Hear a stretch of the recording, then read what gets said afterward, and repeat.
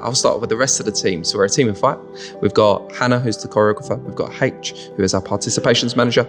We've got Sarah, who's our company administrator. And then we've got Zoe, who is our arts engagement officer.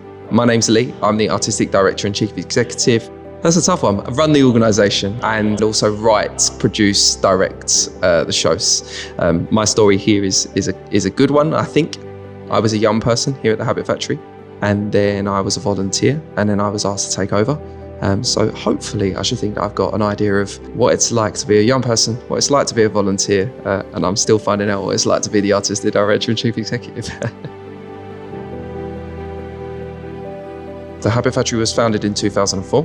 The mission of the Habbit Factory is to provide theatre opportunities for children and young people and use theatre as a tool to help with confidence and to develop their personal and professional skills for the future. I've always had a desire to do volunteering, but I just never took action on it.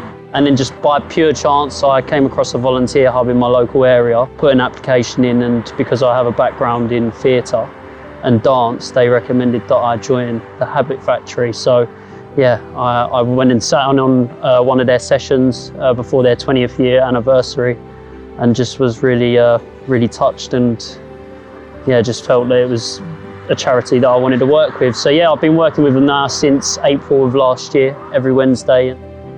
Yeah, it's been an amazing experience, very rewarding. Firstly, that's split into 3 sections, and that is, we want to see an attitude change at the beginning, or we want to assess their attitude, and I'll kind of go into that in a sec.